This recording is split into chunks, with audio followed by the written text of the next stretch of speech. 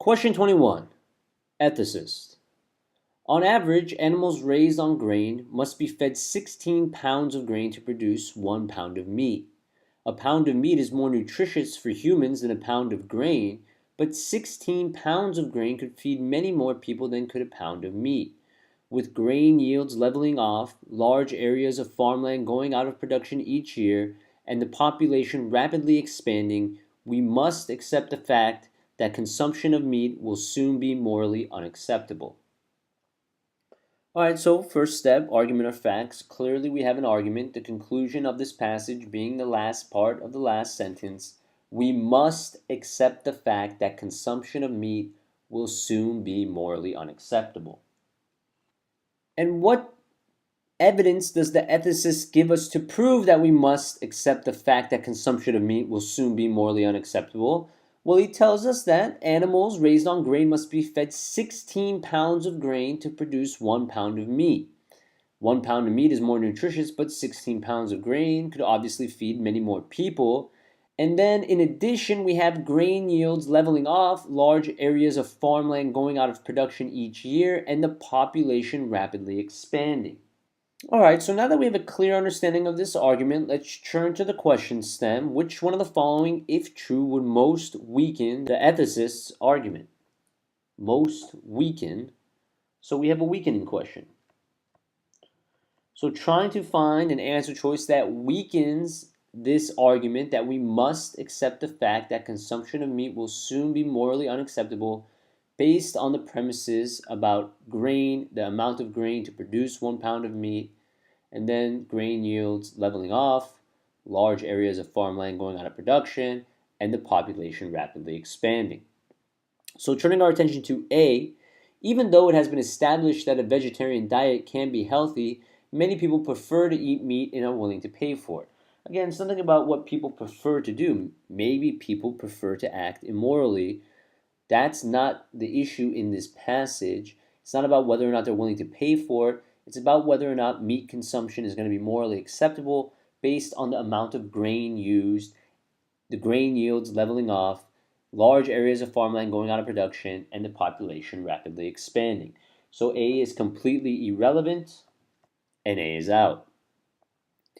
B, often cattle or sheep can be raised to maturity on grass from pasture land that is unsuitable for any other kind of farming.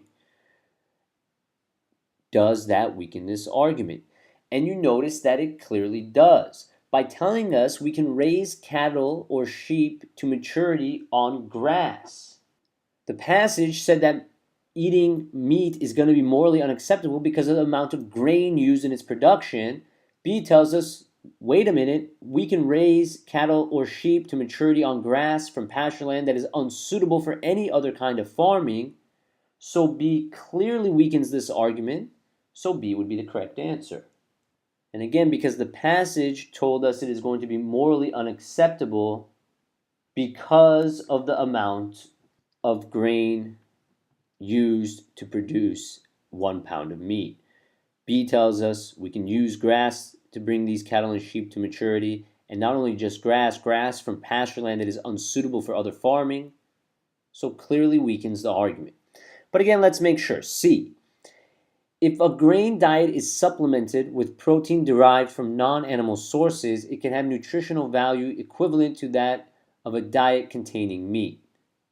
Okay, great. That clearly does not weaken this argument.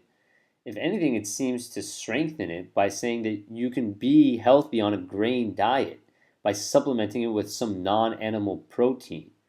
So definitely does not weaken. C is out.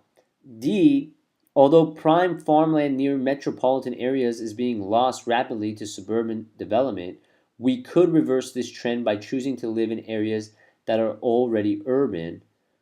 Okay, great. Still doesn't address the whole grain issue. Does not weaken this argument. So D would be out. And then lastly, moving to E, nutritionists agree that a diet composed solely of grain products is not adequate for human health.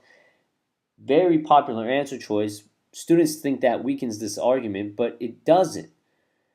Because even if a diet composed solely of grain is not adequate for human health, do not make the jump and assume that that means meat is now going to be morally acceptable.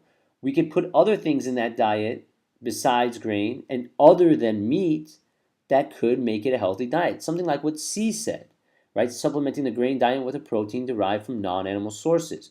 So the fact that a diet solely of grain is not adequate doesn't mean you make the jump to say, oh, that means I have to eat meat. No, there could be other things we could add to that diet that make it healthy, so E has no impact on this argument, and E would be eliminated.